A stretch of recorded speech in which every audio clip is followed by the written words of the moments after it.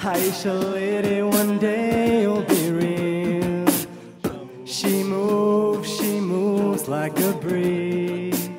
I swear I can't get her out of my dream. To have her shining right here by my side, I'd sacrifice all the tears in my eyes. Oh, Aisha, Aisha passing me by. Aisha, Aisha, my, oh, Aisha, Aisha, smile for me now. Aisha, Aisha in my life.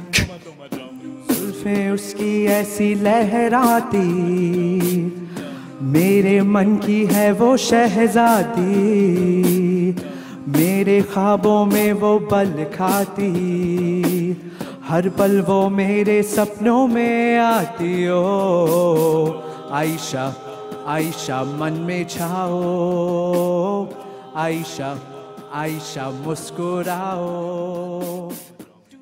Need somebody to lean on, someone body, mind and soul, to take her hand, to take her world, show her the time of her life so true. Throw the pain away for good, no more contemplating. نموكري عايشة وموتالي هذه سيد الهد الهوبي كنتي هنغري وانتي حياتي تملك عايشة مكري بنتي Aisha, Aisha passing me by. Aisha, Aisha, my, oh, Aisha, Aisha, smile for me now. Aisha, Aisha in my life. Aisha, Aisha passing me by. Aisha, Aisha, my, oh, Aisha, Aisha, smile for me now. Aisha, Aisha in my life.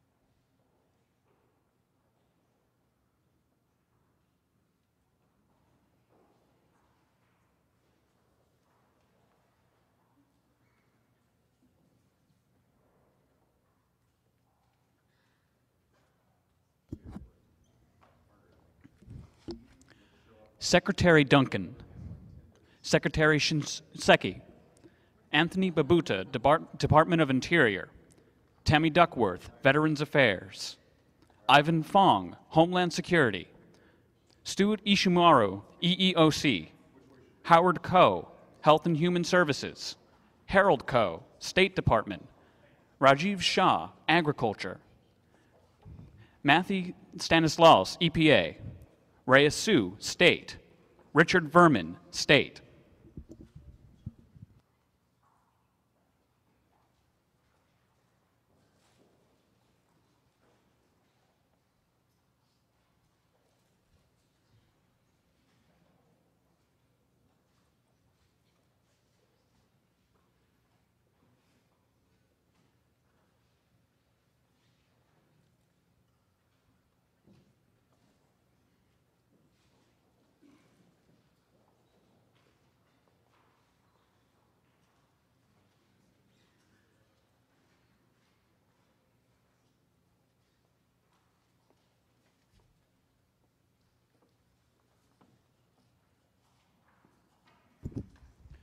Ladies and gentlemen, the President of the United States.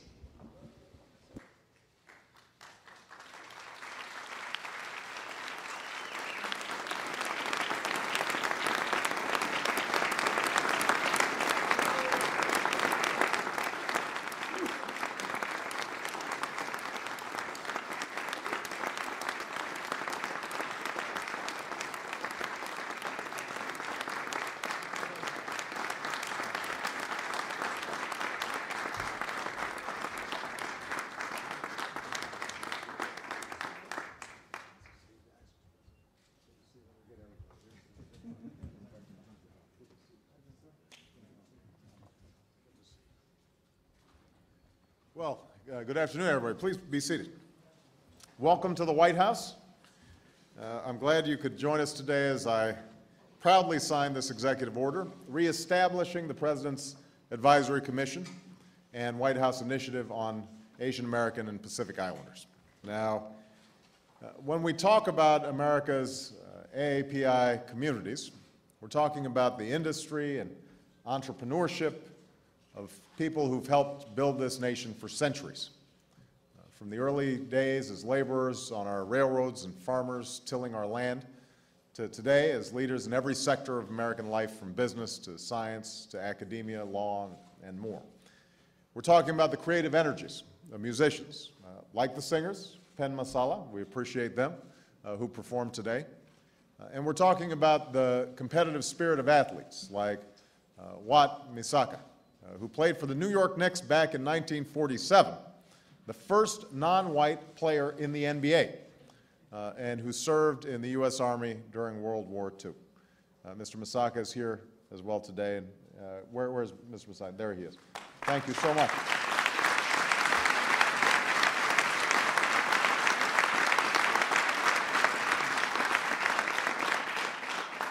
We're talking about the public service of leaders like Secretaries Gary Locke and Stephen Chu and Eric Shinseki and the folks on stage with me today.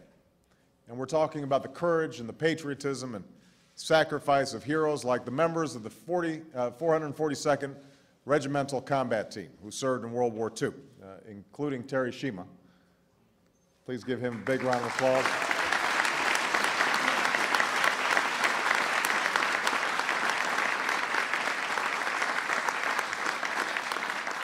Mr. Shima is the Executive Director of the Japanese American Veterans Association, and we are grateful that he took the time to be here today.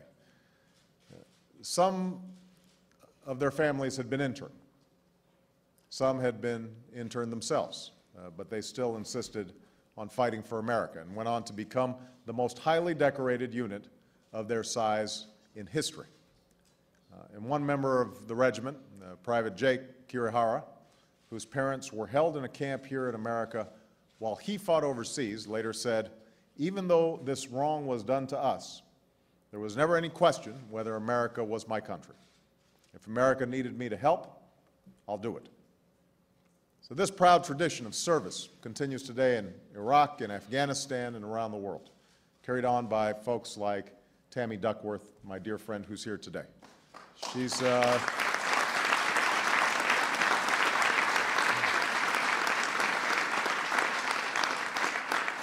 Tammy is a decorated member of our National Guard, a passionate advocate for our wounded warriors, who's now serving as our Assistant Secretary of Public and Intergovernmental Affairs at the Veterans Affairs Department. I'm proud to have her on board and pleased that she could join us today. And on a personal note, when I talk about America's AAPI communities, I'm talking about my own family. My sister Maya, my brother-in-law Conrad, my beautiful nieces Suhaila and Savita, the folks I grew up with in Indonesia and in Honolulu as part of the Hawaiian Ohana, or family. Our AAPI communities have roots that span the globe, but they embody a rich diversity and a story of striving and success that are uniquely American.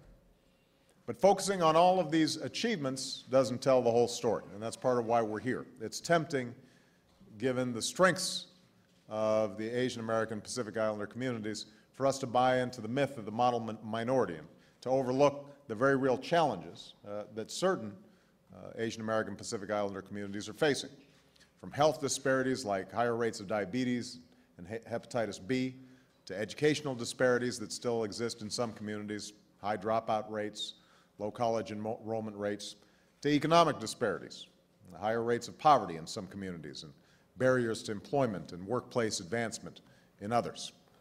Some Asian American Pacific Islanders, particularly new Americans and refugees, still face language barriers. Others have been victims of unthinkable hate crimes, particularly in the months after September 11th. Crimes driven by ignorance and prejudice that are an affront to everything that this nation stands for. And then there are the disparities that we don't even know about because our data collection methods still aren't up to par. Too often Asian American Pacific Islanders are all lumped into one category, so we don't have accurate numbers reflecting the challenges of each individual community. Smaller communities in particular can get lost, their needs and concerns buried in a spreadsheet. And that's why I'm signing this executive order today, reestablishing the Advisory Commission and White House initiative created by President Clinton 10 years ago. Because when any of our citizens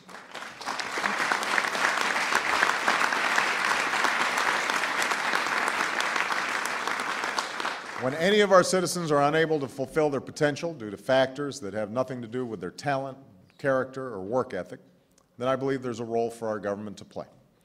Not to guarantee anybody's success or to solve everybody's problems, but to ensure that we're living up to our nation's ideals, to ensure that we can each pursue our own version of happiness and that we continue to be a nation where all things are still possible for all people. That's the impact that our government can have. It's the impact of a small business administration that offers loans to Asian American and Pacific Islander entrepreneurs whose small businesses sustain so many communities around the country.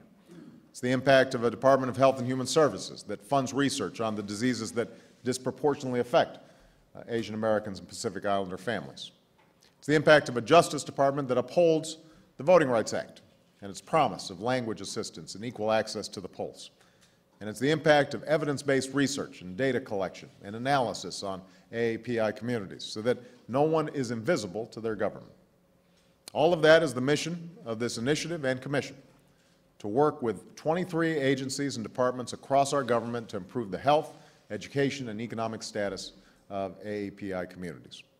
The initiative and commission will be housed in the Department of Education, and they'll be co-chaired by Secretaries Arne Duncan and Secretary Gary Locke, both of whom devoted their lives to promoting opportunity for all our citizens. And I think it's fitting that we begin this work in the week leading up to the holiday of Diwali, the Festival of Lights, when members of some of the world's greatest faiths celebrate the triumph of good over evil. This coming Saturday, Hindus, Jains, Sikhs, and some Buddhists here in America around the world will celebrate this holiday by lighting diyas, or lamps, which symbolize the victory of light over darkness and knowledge over ignorance. And while this is a time of rejoicing, it's also a time for reflection, when we remember those who are less fortunate and renew our commitment to reach out to those in need. While the significance of the holiday for each faith varies, all of them mark it by gathering with family members to pray and decorate the house and enjoy delicious food and sweet treats. And in that spirit of celebration and contemplation, I am happy to light the White House diya and wish you all a happy Diwali and a Sal Mubarak. So,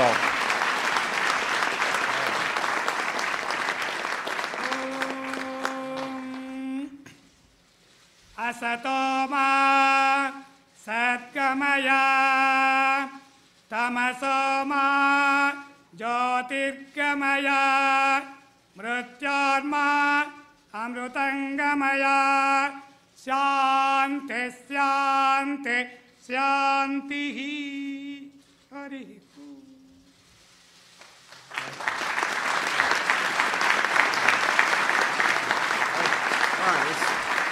now I'm going to sign this bill.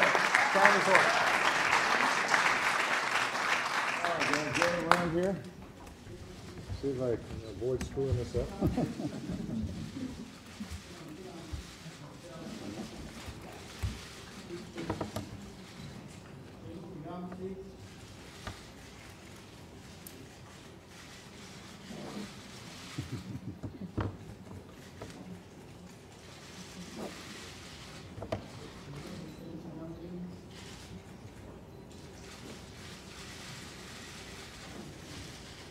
All right, there we go.